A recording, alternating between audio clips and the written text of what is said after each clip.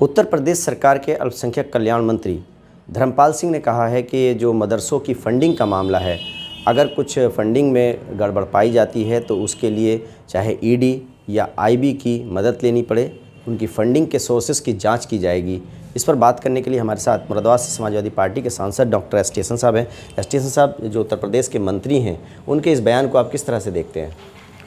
देखिए, ये बयान तो बहुत दिन से आ रहे हैं कि फंडिंग कहाँ से हो रही है जी, क्योंकि मदरसों को एक शक की निगाहों से बहुत दिन से ये लोग देख रहे हैं। बहुत कोशिशें करी, सब कुछ उखाड़ पछाड़ करी, लेकिन मदरसों में कभी कोई भी गलत चीज़ नहीं निकली। अब फंडिंग के मामला है। फंडिंग तो देखिए, मदरसों की ज़कात हम लोग देते हैं, सारे लोग ही देते हैं ज़कात, चाहे वो मदरसों को दे दें या गरीब लोगों को दे दें, ये हमारे पर फ़र्ज़ है। अब उसका तो कोई रिकॉर्ड रखता नहीं है, या वो लोग भी ज़कात देते हैं जो इनकम टैक्स नहीं देते। टैक्स पेयर भी ज़कात देते हैं तो वो इनकम टैक्स में थोड़ी शो करते हैं कि हमने इतनी ज़कात दी है, चैरिटी करी है। तो अगर ज़कात के उनको फ़ंड मिला है और उसकी वो रसीदें दे रहे हैं तो इसमें मैं समझता हूँ कोई एतराज़ नहीं है। आपको क्या लगता है, एक तरफ सरकार के मंत्री कहते हैं कि मदरसों के शैक्षिक स्तर को सुधारने के लिए, उनको आधुनिक एजुकेशन देने के लिए सर्वे कराया गया था, और एक तरफ कहते हैं कि जो मदरसे हैं उनमें इस तरह की शिकायतें अगर मिलती हैं तो उसके लिए जो जांच है वो कराई जाएगी, इस तरह की जो फंडिंग है कहाँ से आई। तो क्या ये एक जो सोर्स है उनके मदरसों की आमदनी का, उस पर अटैक है? देखिए, यकीनी तौर पे अब मदरसों को पैसा देते हुए भी लोग हिचकेंगे। और मुझे याद है प्रधानमंत्री जी ने कहा था कि वो चाहते हैं कि मुसलमान के एक हाथ में कुरान हो, कुरान पाक हो, और एक हाथ में उसके कंप्यूटर हो। कहते तो बड़ी बड़ी अच्छी बातें हैं, लेकिन मैं मंत्री जी के संज्ञान में ये बात भी लाना चाहता हूँ कि इन मदरसों के आधुनिकरण टीचर्स को 50-55 महीने से तनख्वाह नहीं दी गई है, और तनख्वाह भी कितनी उनकी 8,000 से 12,000 रुपये। तो पहले उस पर ध्यान दें, आधुनिकरण टीचर्स को तनख्वाहें दिलवाएं, उनकी पूरी तनख्वाहें दें। वो बेचारे इस हालात में भी पढ़ा रहे हैं, लाखों लाखों लोगों को एजुकेट कर रहे हैं। मदरसा एक मीडियम है एजुकेशन का। इस्लामिक तालीमात तो हैं ही हैं, लेकिन बाकी और तालीमात भी मदरसों के अंदर दी जा रही हैं। सरकार का कहना ये है कि हम मदरसों को बंद नहीं कर रहे हैं, बल्कि जो कानूनी दायरा है उसके तहत वो मान्यता लें, उसके तहत उसको संचालित करें, और उन्हें एक मौका दिया जाएगा। देखिए, मान्यता लेने में कोई हर्ज नहीं है, लेकिन लोगों को भरोसा नहीं सरकार की नीयत के ऊपर। तो बहुत से लोग ये डरते हैं कि मान्यता हम ले लेंगे तो पता नहीं ये कौन सा कोर्स इंट्रोड्यूस कर देंगे और हमारा कोर्स हटा देंगे। हालांकि ऐसा होगा नहीं, हमें मालूम है। लोगों को एक भ्रम है। मान्यता लेनी चाहिए, और जिस कोर्स को पढ़ा रहे हैं पढ़ाते रहें। और हम भी ये चाहते हैं कि वो बच्चे आधुनिक शिक्षा भी प्राप्त करें, धार्मिक शिक्षा के साथ आधुनिक शिक्षा भी प्राप्त करें।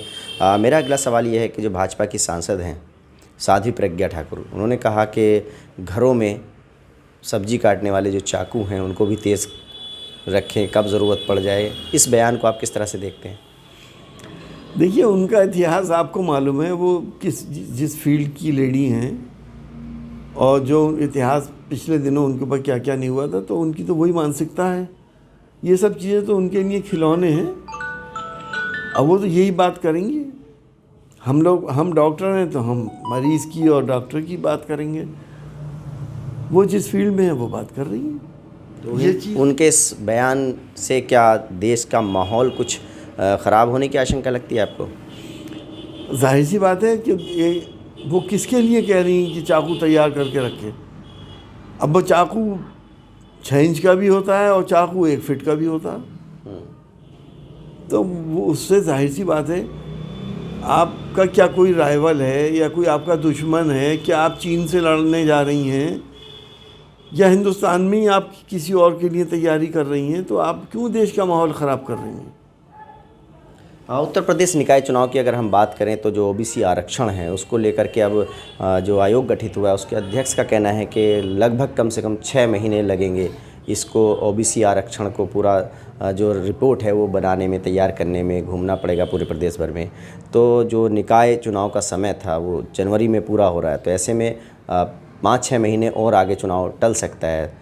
इसके पीछे आपको क्या लगता है कि जिस तरह से सरकार कह रही है कि हम तो सबको ओबीसी को आरक्षण देंगे और इसीलिए हम कोर्ट भी जा रहे हैं और आयोग भी गठित कर दिया है, तो क्या लगता है आपको कब तक हो पाएंगे उत्तर प्रदेश में निकाय चुनाव? देखिए, अब हमें तो लगता नहीं कि नियर भविष्य में चुनाव हो जाएं। बोर्ड गठित किया है, बोर्ड को 6 महीने का टाइम दिया गया है। ये सब काम पहले क्यों नहीं हुए थे? चुनाव टालने की ये टैक्टिक्स हैं। सरकार नहीं चाहती कि निकाय चुनाव जल्दी हो जाएं, क्योंकि सरकार को ख़तरा है कि निकाय चुनाव में वो बुरी तरह से परास्त होने जा रहे हैं। तो आपका ये आरोप है कि जो उत्तर प्रदेश सरकार है वो जानबूझ के चुनाव को आगे टाल रही है? लगता तो यही है, क्योंकि पहले से इंतजामात होने चाहिए थे और पहले से इस बात का ध्यान रखना चाहिए था कि जब ओबीसी आरक्षण संविधान ने दिया है तो हम क्यों नहीं दे रहे। समाजवादी पार्टी के सांसद हैं, वो खुलकर बोल रहे हैं कि जो ओबीसी आरक्षण का मामला है उस पर उनको लगता है कि जो उत्तर प्रदेश सरकार है वो खुद जानबूझ के चुनाव को टालना चाहती है, इसीलिए ओबीसी आरक्षण का जो मुद्दा है वो ये इस तरह से कोर्ट प्रोसेस में फंसा और उसके बाद अब आयोग गठित किया गया है। Ubaidur Rahman, ABP news network, Moradabad.